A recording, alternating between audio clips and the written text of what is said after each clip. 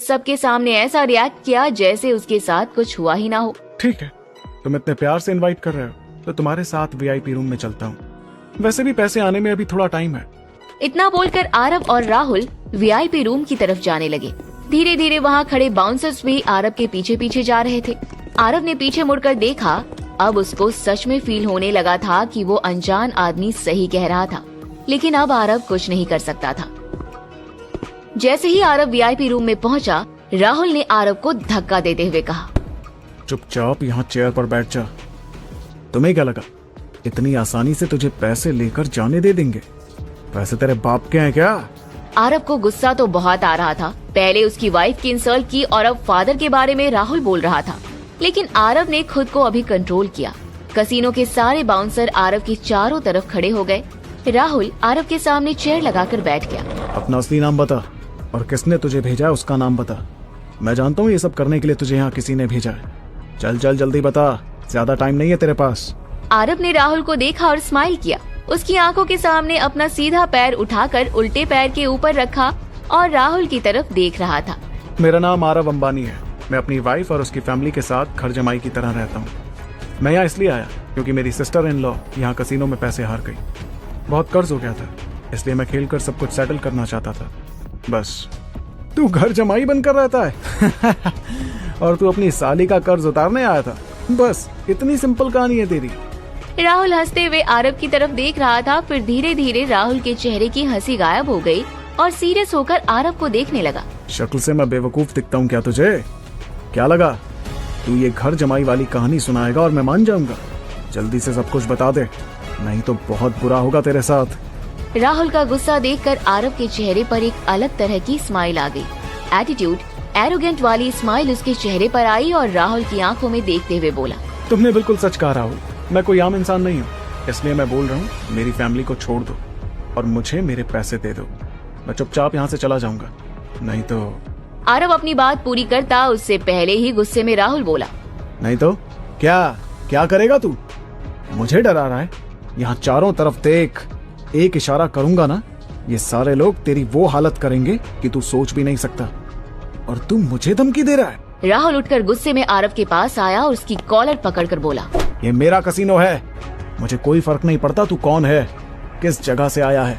मैं यहाँ का राजा हूँ और जो चाहे कर सकता हूँ। सच में तुम्हें ऐसा लगता है? राहुल आरव को मारने के लिए आगे बढ़ा, लेकिन आरव की आंखों में कॉन्फिडेंस देखकर रुक गया। आरव ने स्माइल करते हुए कहा, मेरा विश्वास करो, तुम क्या तुम्हारा बाप भी मेरा कुछ नहीं बिगाड़ सकता। आरव की बात सुनकर बाहर से एक आवाज सुनाई दी। Oh really? आरव बाहर की तरफ देखा। बाहर से एक व्हील चेयर पर बैठा थोड़ा मोटा बूढ़ा आदमी अपने बाउंसर्स के साथ अंदर आ रहा था। उसका चेहरा गोरा, बाल ब्राउन और व्हाइट कलर का सूट पहने हुए था। वो इस कसीनो का मालिक मैक्स था, राहुल के फादर। मैक्स अपनी भारी आवाज में आरव से बोला, चलो मैं देखना चाहता हूँ कि तुम कितने पावरफुल हो। मुझे तुम्हारी पावर देखनी है, चलो दिखाओ। आरव ने जैसे ही मैक्स को देखा, आरव स्माइल करते हुए बोला, ओह आप हैं the great casino king max, right ना? आपको कौन नहीं जानता, आप तो काफी बूढ़े हो चुके हैं। मैक्स कसीनो की दुनिया का सबसे अय्याश आदमी था। उसने न जाने कितनी औरतों से शादी की होगी और कसीनो में 2 नंबर का बिजनेस करके उसने अंधाधुन पैसा बनाया था। इतना पैसा कि 7 पुश्तें भी सिर्फ कसीनो के बिजनेस से पल सकती थी। आरव मैक्स की थोड़ी खिंचाई करते हुए बोला, अब तो पूरी जिंदगी मेडिसिन पर ही चल रही होगी आपकी। एक टाइम जो इंसान बिना किसी की हेल्प लिए हर किसी से लड़ जाता था, आज उसे उठने के लिए भी एक आदमी की जरूरत लगती होगी। आरव की बात सुनकर मैक्स घूरकर आरव की तरफ देखने लगा। चाहता तो मैक्स भी राहुल की तरह गुस्सा कर सकता था, लेकिन मैक्स और राहुल में यही फर्क था कि मैक्स बहुत ही समझदारी से फैसले लेता था। तुम बहुत यंग हो और स्मार्ट भी। मैं तुम्हारे बारे में जानना चाहता हूँ, तुम किसकी पावर से इतना उड़ रहे हो? मैं उस इंसान के बारे में जानना चाहता हूँ। मैक्स की बात सुनकर आरव को हंसी आने लगी। उसने हंसी को कंट्रोल किया और ऐसे रिएक्ट किया जैसे उसने मैक्स की बात सुनी ही ना हो। ये देखकर राहुल को बहुत गुस्सा आया। राहुल गुस्से में आरव की तरफ बढ़ा। तेरे अंदर की सारी गर्मी निकाल दूंगा मैं, समझता क्या है खुद को? इतना बोलकर राहुल वहाँ वीआईपी रूम में चाकू या दूसरी नुकीली चीज ढूंढने लगा। आरव ये सब देख रहा था और स्माइल कर रहा था।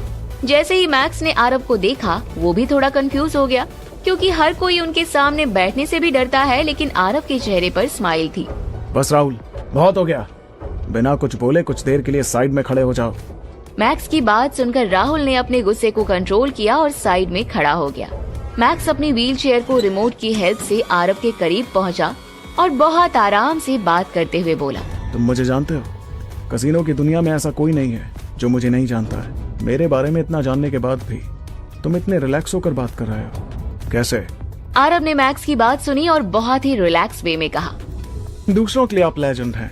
मैंने बचपन से आपके किस्से सुने हैं। मेरे लिए आप सिर्फ फेरी टेल हो और आज भी मैं आपको फेरी टेल ही मानता हूँ। ये सुनते ही राहुल को और गुस्सा आया और फिर वो बोला, तुम्हारी हिम्मत कैसे हुई मेरे फादर से इस तरह बात करने की?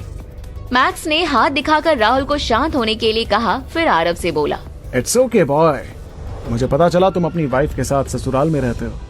बहुत ही आलसी इंसान हो, लेकिन तुम्हारी गैम्बलिंग स्किल्स बहुत अच्छी है। ये किसने सिखाया तुम्हें? मैक्स की बात सुनकर आरव थोड़ा चौंक गया। आलसी इंसान, पक्का ये मम्मी जी ने ही बोला होगा। फिर आरव ने मैक्स के सवाल का जवाब देते हुए कहा, गैम्बलिंग मैंने खुद से सीखी है। मैं बहुत अच्छा नहीं खेलता, लेकिन हाँ, रॉबिन से थोड़ा बेटर हूँ। रॉबिन आपका गैम्बलिंग मास्टर था।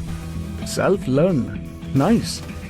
मुझे सुनकर अच्छा लगा कि तुमने खुद से इस स्किल को इतना स्ट्रॉन्ग किया है। अगर सच में ये सब कुछ तुम खुद से जानते हो तो मेरे पास तुम्हारे लिए एक ऑफर है। ऑफर?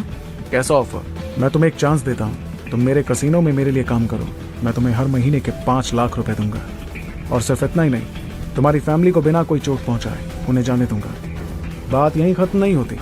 तुमने जितने पैसे जीते वो सारे पैसे भी तुम्हें दे दूंगा। ये सुनते ही आरव जोर जोर से हंसने लगा। मैक्स ने कोई ऐसी बात नहीं की थी जिससे किसी को हंसी आए। आरव की हंसी सुनकर इस बार मैक्स को भी गुस्सा आ गया था।